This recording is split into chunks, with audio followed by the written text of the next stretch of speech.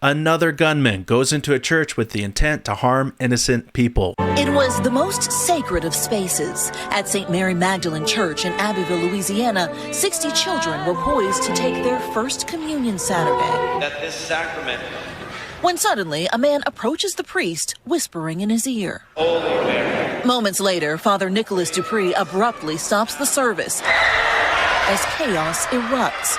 According to church officials, a suspicious person opened the back door. Members immediately confronted him and led him outside, calling police. Authorities say he was armed with a gun. There's a lot of screaming in the congregation. I'm wondering if his gun was out. All they said is he had a gun.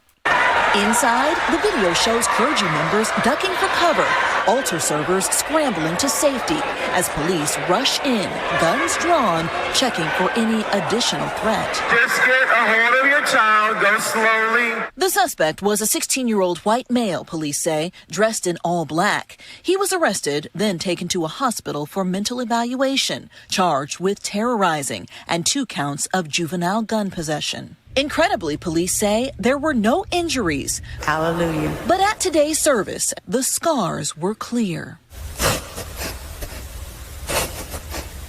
It bears a shocking similarity to yet another close call last week at a Pittsburgh church when a man approached the pulpit and aimed directly at the pastor, who was spared, police say, only when the gun jammed. Notice here how NBC says it's a white male. Got to get the race in there.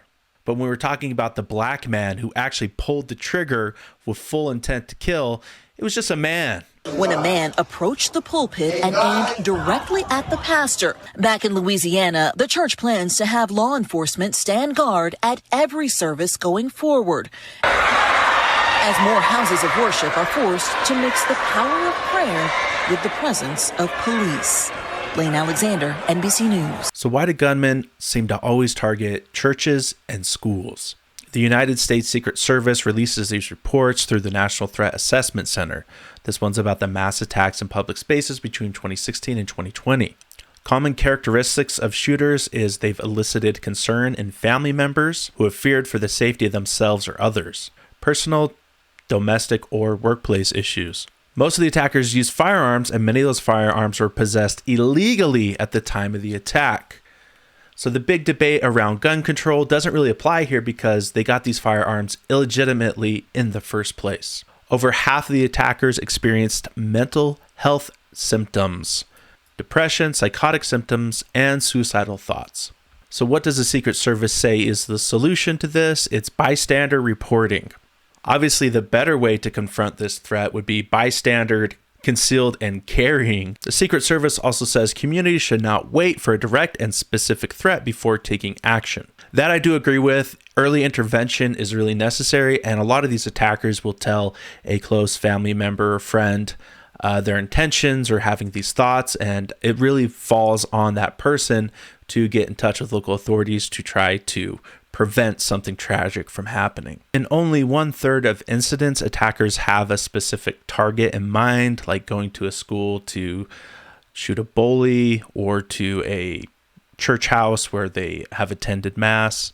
You'll also see that 93% of these mass attacks were with a handgun. Overall, in my opinion, these attackers look for easy targets where people will not shoot back because they are cowards. Generally, after a scare like this, the police are more present. They want police in and everywhere, but they seem to forget their Second Amendment rights to carry a firearm to defend themselves against these psychotic maniacs.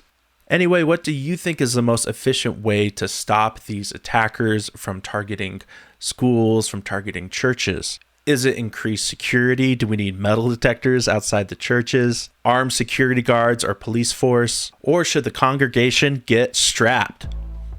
Leave a comment down below and be sure to subscribe to Conservative Vibes, and I'll see you next time.